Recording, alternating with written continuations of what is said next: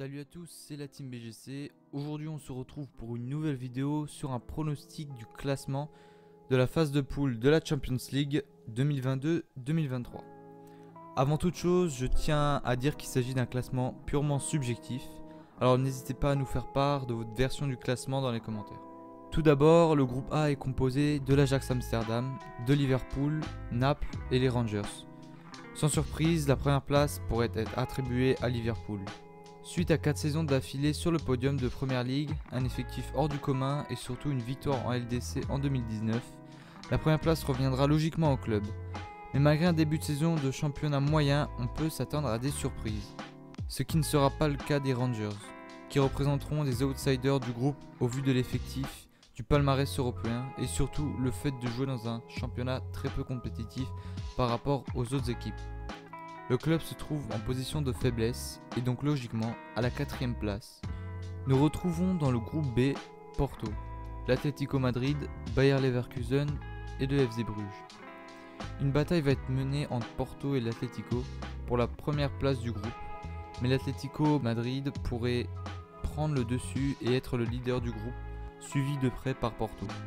Malgré un début de saison moyen, l'effectif de qualité et leur expérience dans la compétition européenne sera répondre pour atteindre la première place.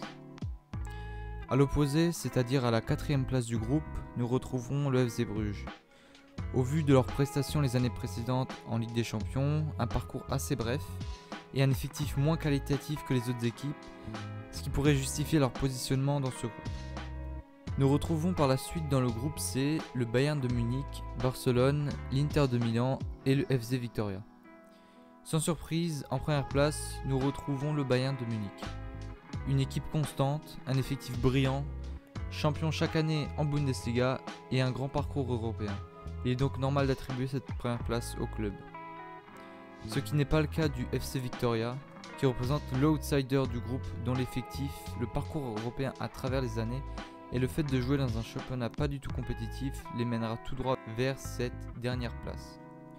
Nous retrouvons par la suite dans le groupe D, Francfort, Tottenham, le Sporting et le premier club français de la vidéo, l'Olympique de Marseille.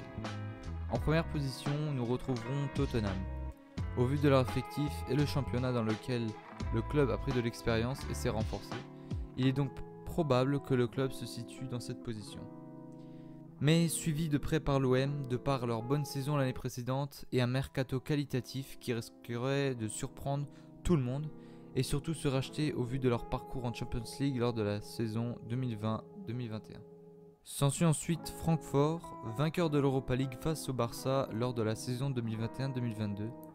Et en dernière place, le Sporting, justifié par leur faible parcours en Champions League. Nous retrouvons ensuite dans le groupe E, le Milan AC, Chelsea, Salzbourg et Dinamo Zagreb. En première position, nous retrouvons Chelsea.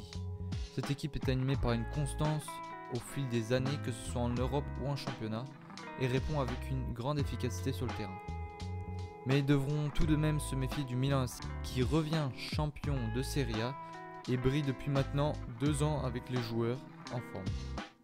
A l'opposé, nous retrouvons en position d'outsider le Dinamo Zagreb, qui ne fera pas le poids face à ces équipes qui ont déjà un bon parcours européen et un bon effectif. Nous retrouvons ensuite dans le groupe F le Real de Madrid, Leipzig, le Shakhtar Donetsk et Celtic Glasgow. Sans surprise, le leader du groupe sera le Real de Madrid, avec un parcours européen hors norme, un effectif incroyable composé de joueurs flamboyants comme Karim Benzema pour ne citer que lui. En seconde place, nous retrouvons Leipzig. Ayant un bon jeu collectif, qualifié chaque année dans une compétition européenne et de l'expérience dans la compétition, cette place leur revient donc tout logiquement. Et la dernière position sera attribuée au Shakhtar Donetsk, de par leur faible effectif, leur faible parcours européen, mais également le contexte géopolitique qui a fortement affecté le club. Nous retrouvons ensuite dans le groupe G Manchester City, le FC Séville, Borussia Dortmund et le FC Copenhague. Le leader du groupe sera Manchester City, doté d'un effectif, d'une qualité de jeu et d'une constance incroyable. La première place leur sera tout logiquement attribuée. Et en dernière position, l'outsider du groupe, Copenhague. Avec un effectif plus fragile que les autres équipes du groupe, la dernière place leur sera donc attribuée. Et pour le dernier groupe, qui n'est d'autre que le groupe H, nous retrouvons le Paris Saint-Germain, la Juventus, Benfica et Maccabi Haïfa. Le Paris Saint-Germain pourrait être le numéro 1 du groupe.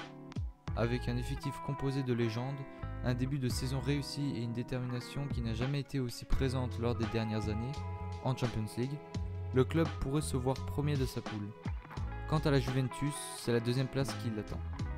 En effet, les 2 dernières saisons ainsi que le début de saison étant moyen, le départ de Dybala, le club risque de rencontrer quelques difficultés, mais tout de même capable de passer les poules.